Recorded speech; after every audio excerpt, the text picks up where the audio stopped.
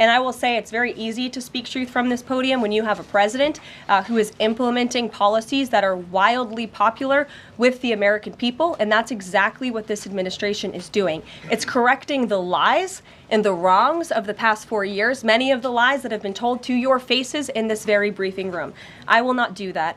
But since you brought up Truth Seek, I would like to point out, while I vowed to provide the truth from this podium, we ask that all of you in this room hold yourselves to that same standard. We know for a fact there have been lies that have been pushed by many legacy media outlets in this country about this president, about his family, and we will not accept that. We will call you out when we feel that your reporting is wrong or there is misinformation about this White House. So yes, I will hold myself to the truth, and I expect everyone in this room to do the same. One, on the freeze in federal funding, who advised the president on the legality of telling government agencies that they don't have to spend money that was already appropriated by Congress? Well, as the OMB memo states, this is certainly within the confines of the law. So White House counsel's office believes that this is within the president's power to do it, and therefore he's doing it. Okay, so they disagree with lawmakers who say that they don't have the power to freeze this funding. Again, I would point you to the language in the memo that clearly states this is within the law.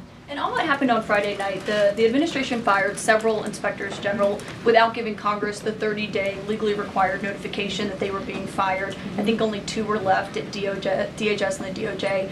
And then yesterday we saw several prosecutors, I believe 12, fired from the Justice Department who worked on the investigations into the president. As you know, they are career prosecutors, therefore they are afforded civil service protections.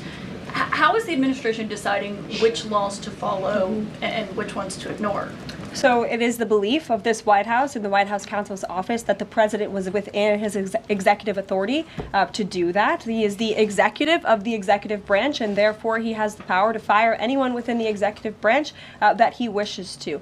There's also a case that went before the Supreme Court in 2020, Scala Law LLC versus the Customs, Bureau Protection. I would advise you to look at that case, and that's the legality that this White House was resting on. So you're confident that if they bring lawsuits against you, those prosecutors who were fired, that they will succeed? We will win in court, and yes. Did he personally direct this, given they worked on the classified documents investigation and the election interference investigation? This was a memo that went out by the Presidential Personnel Office, and the president is the leader of this White House, so yes. Yes, Caroline. When you're up here in this briefing room speaking to the American public, do you view yourself and your role as speaking on, advocating on behalf of the president or providing the unvarnished truth that is, not to lie, not to obfuscate to the American people? I commit to telling the truth from this podium every single day. I commit to speaking on behalf of the President of the United States. That is my job. And I will say it's very easy to speak truth from this podium when you have a president who is implementing policies that are wildly popular with the American people, and that's exactly what this administration is doing. It's correcting the lies and the wrongs of the past 4 years, many of the lies that have been told to your faces in this very briefing room. I will not do that.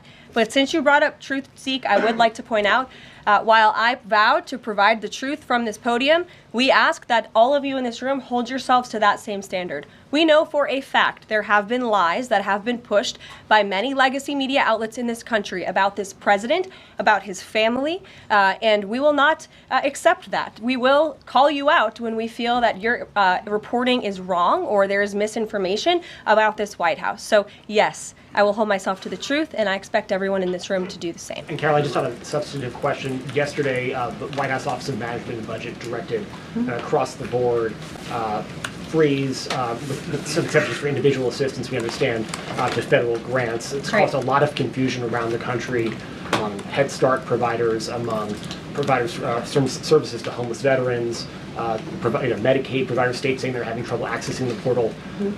Could you help us clear up some of the confusion, give some certainty to folks, and also is that uncertainty, how does that uncertainty service the president's voters? Well, I think there's only uncertainty in this room amongst the media. There's no uncertainty in this building. So let me provide the certainty and the clarity that all of you need. This is not a blanket pause on federal assistance and grant programs from the Trump administration.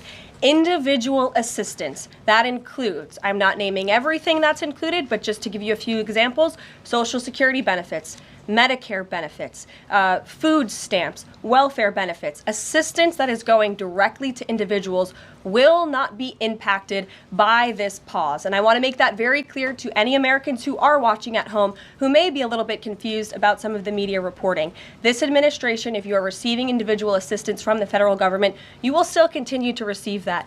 However, it is the responsibility of this president and this administration to be good stewards of taxpayer dollars. That is something that President Trump campaigned on. That's why he has launched DOGE, the Department of Government Efficiency, who is working alongside OMB. And that's why OMB sent out this memo last night, because the president signed an executive order directing OMB to do just this. And the reason for this is to ensure that every penny that is going out the door is not conflicting with the executive orders and actions that this president has taken.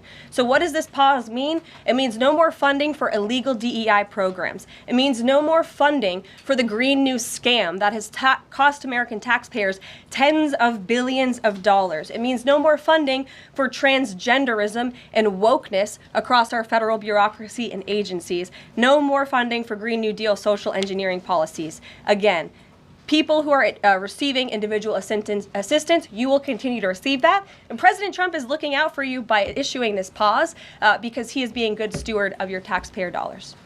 Thanks, Caroline. Sure. How long is this pause going to last, and how is the Trump administration recommending that organizations that rely on federal funding make payroll, pay their rent in the meantime? It is a temporary pause, and the Office of Management and Budget is reviewing the federal funding that has been going out the door. Again, not for individual assistance, but for all of these other programs that I mentioned. I also spoke with the incoming director of OMB this morning, and he told me to tell all of you that the line to his office is open for other federal government agencies across the board, and if they feel that programs are necessary and in line with the president's agenda, then the Office of Management and Budget will review those policies. I think this is a very responsible measure. Again, the past 4 years, we've seen the Biden administration spend money like drunken sailors. It's a big reason we've had an inflation crisis in this country, and it's incumbent upon this administration to make sure, again, that every penny is being accounted for honestly. Why impose this pause with so little notice? Why not give organizations more time to plan for the fact that they are about to lose, in some cases, really crucial federal funding, at least for a period of time? There was notice. It was the executive order that the president signed. There's also a freeze on hiring, as you know, a regulatory freeze, and there's also a freeze on foreign aid. And this is, again, incredibly important to ensure that this administration is taking into consideration how hard the American people are working. And their tax dollars actually matter to this administration. You know, just during this pause, DOGE and OMB have actually found that there was $37 million that was about to go out the door to the World Health Organization, which is an organization, as you all know, that President Trump, with the swipe of his pen in that executive order, is no longer wants the United States to be a part of. So that wouldn't be in line with the president's agenda. DOGE and OMB also found that there was about to be 50 million taxpayer dollars that went out the door to fund condoms in Gaza. That is a preposterous waste of taxpayer money. So that's what this pause is focused on, being good stewards of tax dollars. And so this doesn't Jennifer. affect Meals on Wheels or Head Start or disaster aid? Again, it does not affect individual assistance that's going to Americans. To follow up on Nancy, do you think there will be a list of who is affected and how much money is affected? How will these contractors and organizations know if they are actually having their funding frozen? And then secondly, if you're willing, can you just clarify, is the end goal of this to essentially challenge Congress or to prove that the president can withhold federal funding? In other words, is this an attempt to pick a fight to prove that he can do this? No, absolutely not. As it says right here in the memo, which I have, and I'd encourage all of you to read it, it says the American people elected President Trump to be the president of the United States and gave him a mandate to increase the impact of every federal dollar. This memo requires federal agencies to identify and review all federal financial assistance programs and supporting activities consistent with the president's policies and requirements. The American people gave President Trump an overwhelming mandate on November 5th, and he's just trying to ensure that the tax money going out the door in this very bankrupt city actually aligns with the will and the priorities of the American people. Brian Glenn. Yes. Welcome. You're looking great. You're doing a great job. Thank you talked you. about transparency And some of us in this room know how just transparent President Trump has been the last 5 or 6 years. I think you'll do the same. My question is, do you think this latest incident with the president of Colombia is indicative of the global, powerful respect they have for President Trump moving forward, not only to engage in economic diplomacy with these countries, but also world peace? Absolutely. I'll echo the answer that the president gave on Air Force One last night when he was asked a very similar question by one of your colleagues in the media. This signifies peace through strength is back. And this president will not tolerate illegal immigration into America's interior. And he expects every nation on this planet, again, to cooperate with the repatriation of their citizens who illegally entered into our country and broke America's laws. Won't be tolerated. And as you saw, the Colombian government quickly folded and agreed to all of President Trump's demands. Flights are underway once again. Deanna. 2 questions on deportations, if I may. President Trump had said on the campaign trail that he would deport pro-Hamas students who are here on visas. And on his first day in office, he signed an executive order that said, quote, "The U.S. must ensure that admitted aliens and aliens otherwise already present in the U.S. do not bear hostile attitudes towards its citizens, culture, government, institutions, or founding principles." So should we take this executive order as Trump saying he would be open to deporting those students who are here on visas but, hold pro-Hamas sympathies? The president is open to deporting individuals who have broken our nation's immigration laws. So if they are here illegally, then certainly he is open to deporting them. And that's what this administration is hard at work at doing. We receive data from DHS and from ICE every single day. From what we hear on the ground, ICE agents are feeling incredibly empowered right now because they actually have a leader in this building who is supporting them in doing their jobs that they were hired to do, which is to detain, arrest, and deport illegal criminals who have invaded our nation's borders over the past 4 years. That's what the president is committed to seeing.